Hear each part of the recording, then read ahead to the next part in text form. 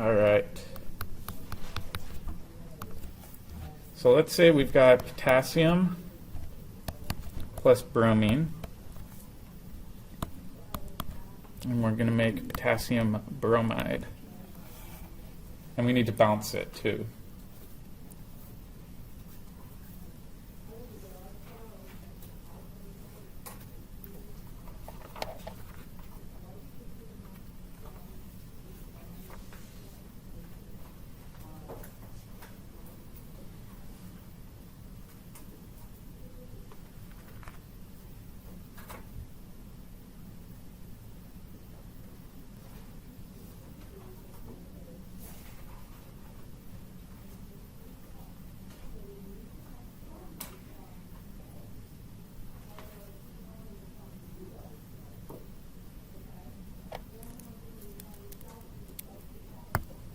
So let's balance it. Looks like we need 2 bromines on this side, so I'll throw 2 in front of there.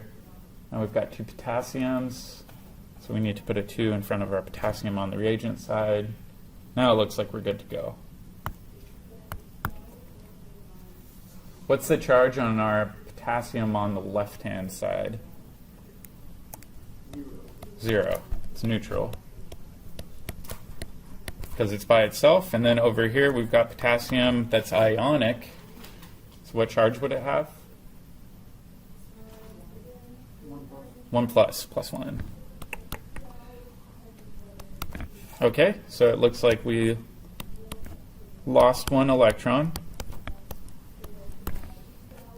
which means that potassium is oxidized. And then bromine here is by itself, which means that it's neutral. And then bromine over here has what charge? -1, right? So it has to balance out that potassium.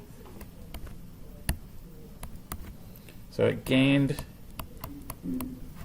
1 electron, which means that it was reduced.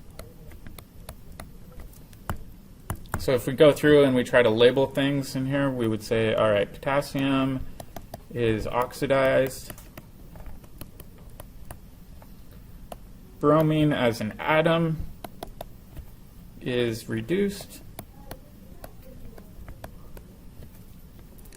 And then we have to ask ourselves, what's the oxidizing agent? Yeah, Br2 is the oxidizing agent.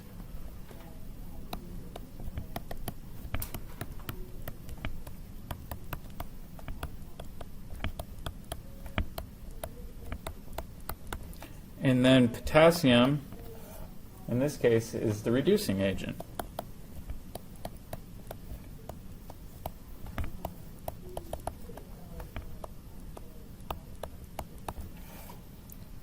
So once you practice this a fair amount, once you figure out one piece of this, you can eventually figure out the rest pretty quickly. You just have to match them up in the correct order. All right, let's do one that's a little bit more relevant to lab. And this involves copper, but let's first try to plan out this reaction.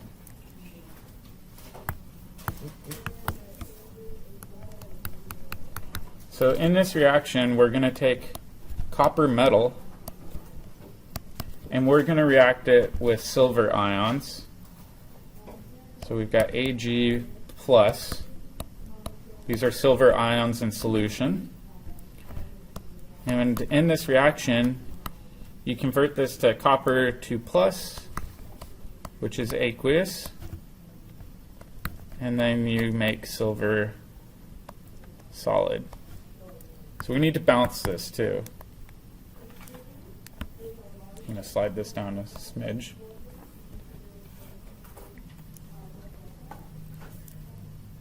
So to balance it,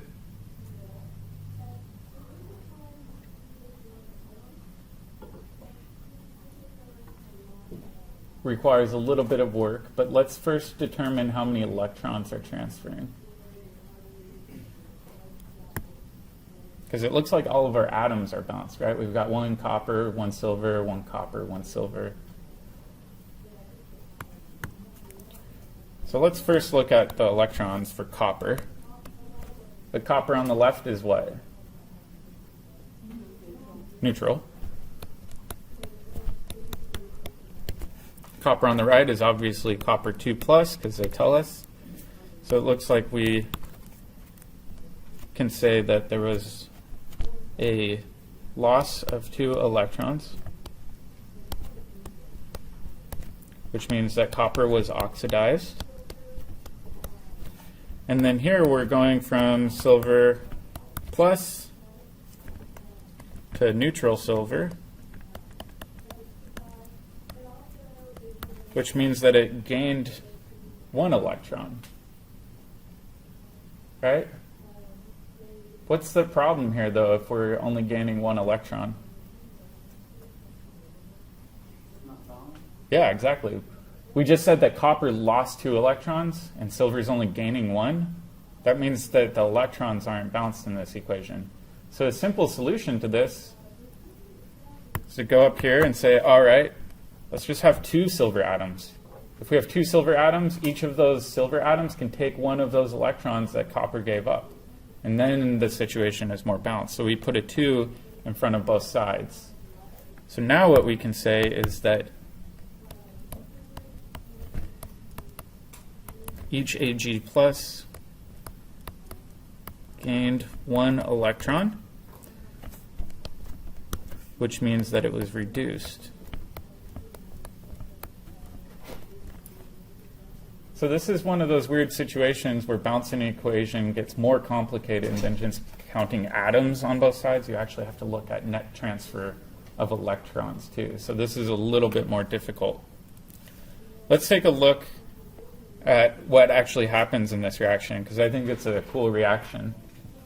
So what you can do is you can make a silver solution, and these silver ions are actually colorless in solution, and you can take a piece of copper, dip it down into solution, and then over time the solution turns blue. The reason that it's turning blue is that copper by itself has that shiny metallic color, but copper as an ion is bright blue. And then what do you think is going on with the coil here? Looks like it's becoming hairy. So if we go up to the reaction, we should be making silver metal in this reaction. So what we're actually observing is silver metal that's starting to coat the outside of this wire. So if we leave this in here over a certain amount of time, the solution will become really dark blue, and this metal will get coated in as much silver as available in solution. So it's kind of a unique phenomenon. I'm sure most of you guys are familiar with the oxidation of copper. So have you guys heard of patina before? Most of you guys have seen statues like the Statue of Liberty where they change colors to kind of this bluish green color. That's actually due to the oxidation of copper. So if you have copper metal out and it's exposed to air for a long period of time, that copper will do exactly what's going on here. It'll become oxidized. It'll form copper 2 salts, and those copper 2 salts are brilliant blue. So even a small amount of them will turn copper pipes or copper statues that bluish green color. It's kind of neat. All right, so let's keep track of what's going on here. We can say copper is oxidized.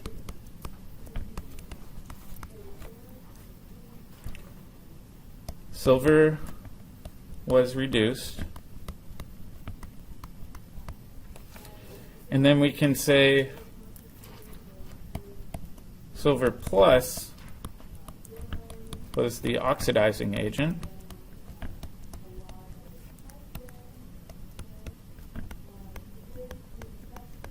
And then we would say copper was the reducing agent.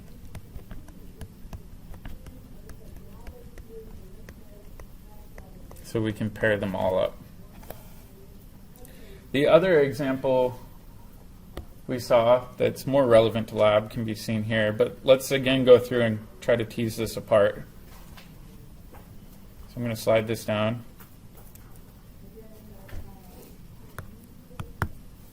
So we'll say example from lab.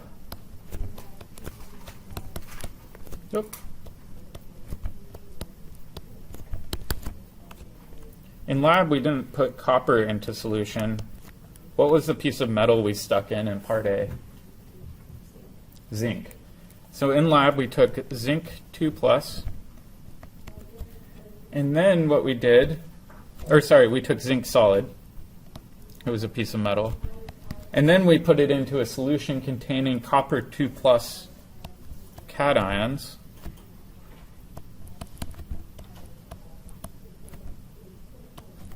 That was that really blue solution. So you stuck the zinc metal in this blue solution of copper cations. And then most of you noticed a color change on the metal. And that was actually the copper turning into copper solid. So it turned kind of blackish. And then the other thing you may have noticed, or maybe not noticed, was that there was a slight color change to your solution as you formed colorless zinc 2+ cations. So again, let's try to identify what's being oxidized and what's being reduced. And then figure out if we need to bounce it too.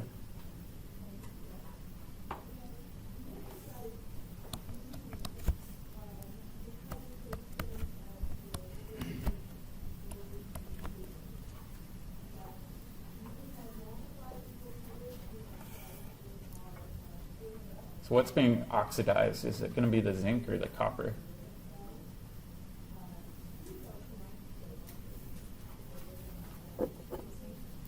Yeah, so let's take a look. We've got zinc in the beginning, which is elemental. It's neutral. It's going to zinc 2+. So it lost 2 electrons, which means that it's oxidized. And then copper over here went from copper 2+ to neutral copper, which means that our copper gained 2 electrons, and it's reduced. So it looks like we have a balance of electrons being transferred, so we don't have to worry about bouncing it. So if we go through and try to label this, we can say that copper is reduced, zinc is oxidized,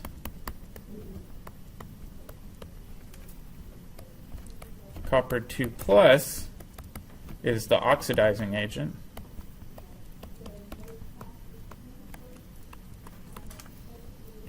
and zinc is the reducing agent. So I'll abbreviate these. The neat thing was, and I was telling a couple of you guys this in lab, that if you stick your zinc in there, over a while, you'll actually see this mineral buildup. That's the copper plating out on your zinc metal. And then if you notice, the solution goes from dark blue all the way to colorless. Why do you think it's going to colorless?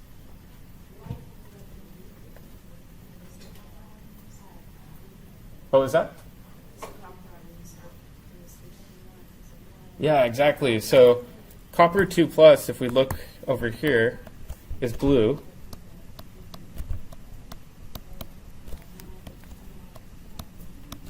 If all of those copper 2+ atoms that are available in solution turn into copper metal and get plated out on the zinc, there's no more copper 2+.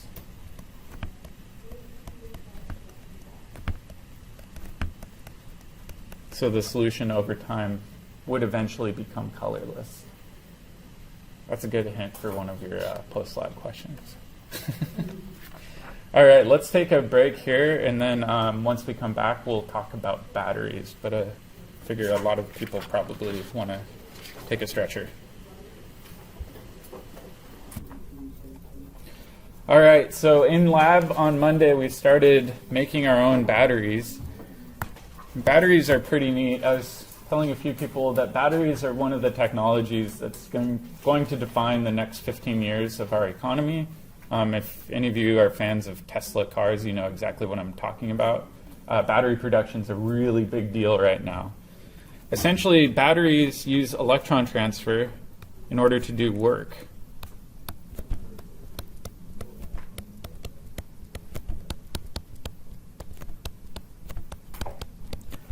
That is to say that they use redox reactions to do work.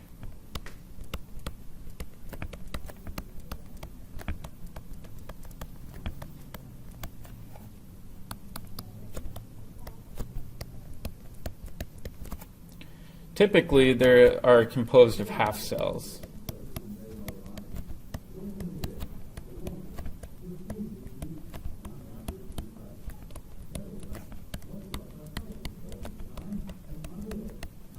So let's talk a little bit about the battery we made in lab and try to figure out exactly what's going on there. This is a similar drawing to what I made in lab, but I figured it'd be good review.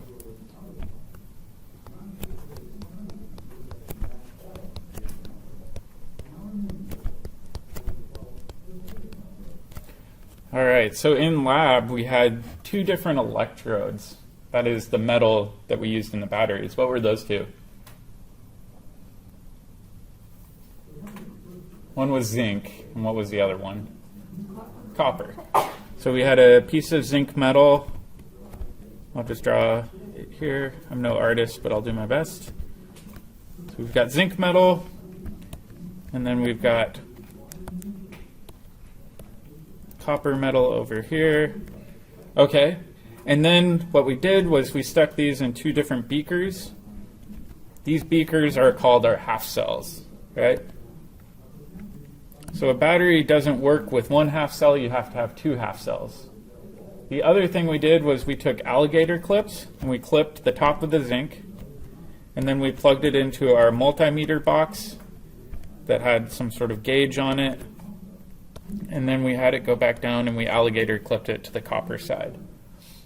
Now, we didn't just have electrodes sitting in empty beakers. We actually had to fill the beakers with something, right? What was the thing we filled the beakers with? Yeah, we had to fill it with some sort of electrolyte, something that can move charge. So an electrolyte solution is a solution that has ions in it. And so in the zinc side,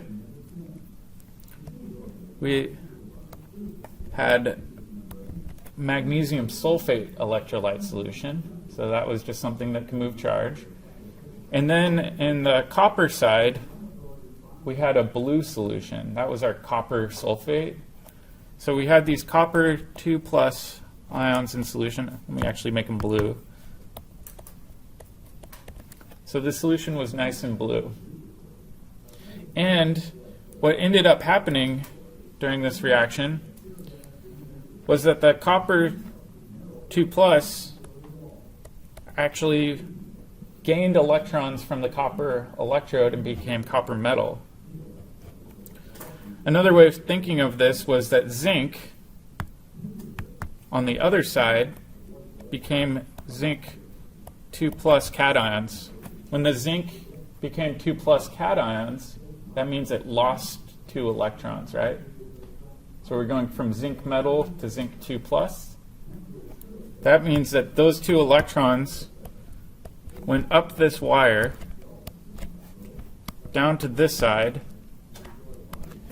and it gave those 2 electrons to copper ions that were floating around in solution.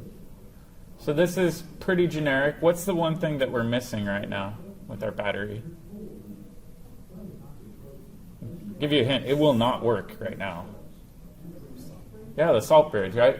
So if we're dumping zinc cations into solution, that would create a big buildup of charge really rapidly. That won't work. We have to bounce out the charge. So we add something called the salt bridge. That was our fancy piece of cloth that we draped over that was soaked in magnesium sulfate. So essentially what happens here, in order to bounce out the charge, you've got magnesium 2+ cations that will replace the copper 2+ anions pulled out of solution. And then over here, in order to bounce out the positive charge, you end up with sulfate anions going into solution. Let me actually slide these all around.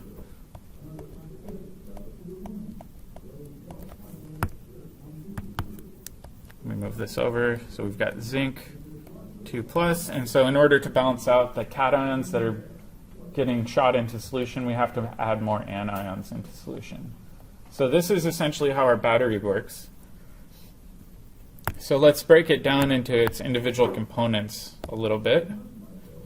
So on this side, we've got zinc going to zinc 2 plus 2 electrons. And then on the other side, we've got copper 2 plus 2 electrons going to copper metal. So which cell is the reduction occurring at? Is it the copper side or the zinc side? So it looks like zinc is actually losing electrons in this process. It's going from neutral to zinc 2 plus. So would this be oxidation or reduction? Oxidation. So the zinc side, we call this our oxidation half cell.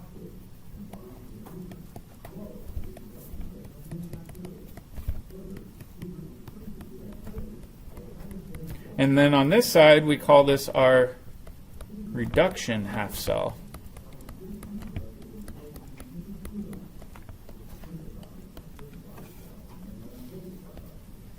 Let me actually slide these pictures down. Oop. Sorry, guys. All right. There's also a fancy term that you hear a lot with batteries. Does anybody remember what those are called, that plus and the negative side?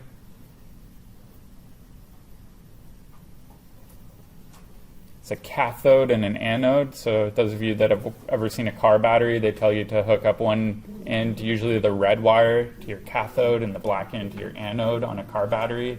So if you've ever had to jump a car, you may be familiar with that. The oxidation half cell is most commonly referred to as an anode. So that's our anode side of the battery. The anode, usually if you see it on a battery, the anode has a negative symbol. Our reduction half cell is usually called our cathode, and a cathode always has a positive symbol to represent that it's the cathode. So most of you are familiar with this in some way, shape, or form because you've dealt with batteries. A lot of times people get confused and they say, oh, I'll never remember which side is the reduction or cathode side of a battery, but I've got a good trick for you. And the trick is the red cat. So reduction is on the cathode side. So red cat is the acronym I always use to remember which side's the reduction side and which side's the cathode side.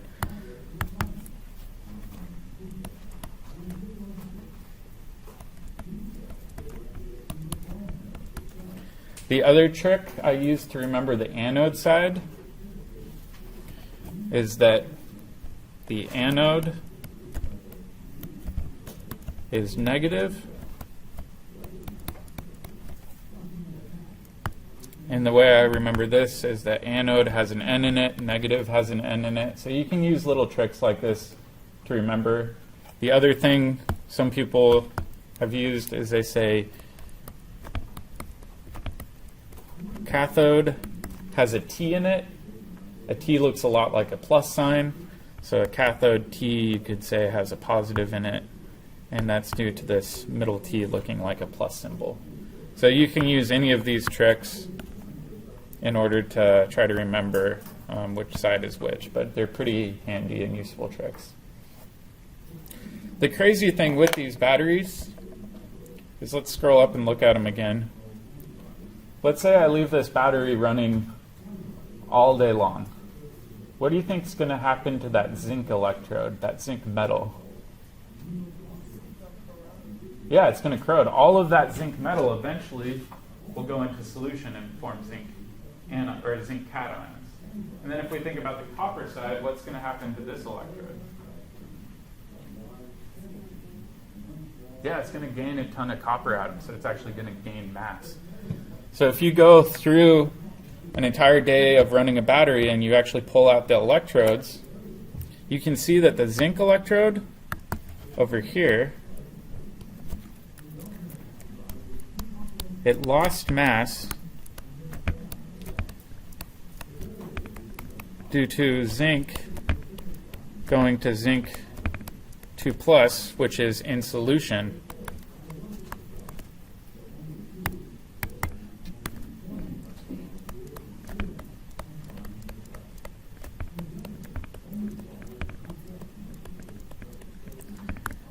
If we look at the copper side, it actually got kind of crudted up a little bit. And it's got a bunch of copper metal on it, and it gained mass.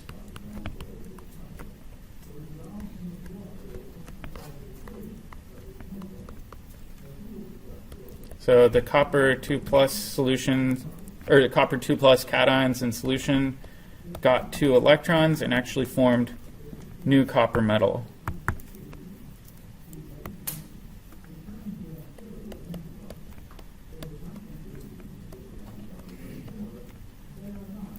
So it formed solid copper.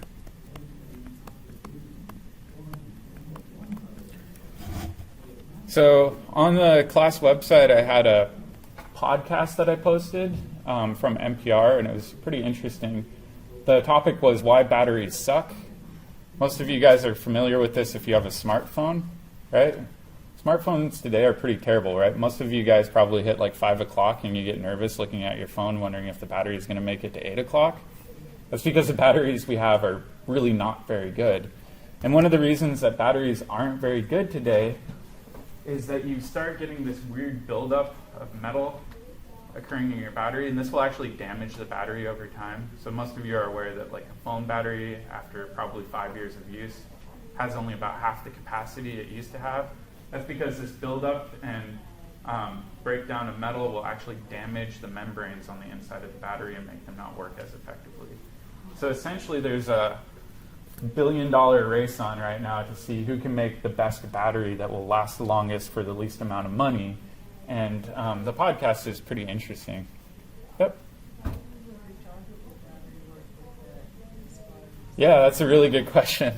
So if you think about a rechargeable battery, you want something that's just not a one-shot go. You want something where you can actually go back to your battery and force the current to run backwards. So if you leave this on its own, the natural flow of electrons will go this way. But if you hook in an external power source, you can actually push electrons the opposite way. And then you can get the zinc in solution to actually plate out, and then the copper to go back into solution. So by applying a current in the opposite way, you can cause the battery to run in reverse. Yeah, exactly. The lithium-ion batteries are really, really complicated. This is more of a simple battery. Lithium-ion batteries use different sort of technology. Yep. So like back to how you said after like 5 years the battery will not work as good. Yeah. I heard that, okay, I don't know if you heard about this, but for phones I heard if you charge it when it's not like at less than 10%, then the battery will get used to it and then that's what kills it? And that's what ruins it? I'm not actually sure. With lithium batteries, I have heard that you don't want a complete discharge of a lithium-ion battery, that will damage the battery. But most computers and phones will actually shut it off before the battery is completely dead. But lithium-ion batteries can be really finicky. There's 2 types. There's regular lithium-ion batteries, and then there's lithium polymer batteries, and those have extra membranes in them to make them last longer. Lithium batteries have really weird chemistry going on in them. So you may be right. Yeah. You ever hear of like the phones exploding while they're on the charger? Yeah, so I actually just watched a thing about plane disasters. This is kind of morbid. But one thing is countries outside of the US, they'll actually allow them to fly lithium batteries on like passenger planes. Problem is lithium batteries will occasionally explode. So it may be like a 1 in a million occurrence, but 1 in a million on a plane carrying millions of batteries a year is still not a very good thing. And so in the US, they've banned carrying large shipments of lithium-ion batteries on planes because of the potential fire hazard.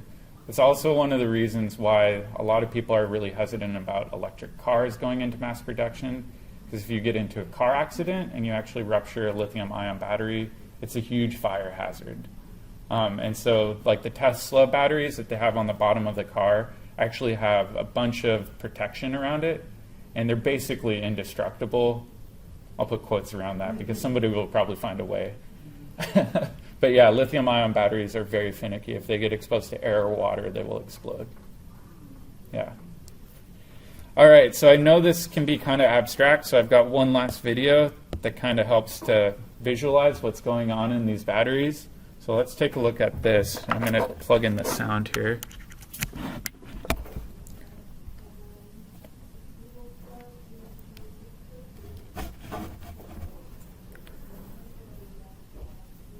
Let's zoom into the atomic scale and see how this cell operates. Here, at the anode, the site of oxidation, zinc atoms in the metal bar are in contact with the surrounding electrolyte solution.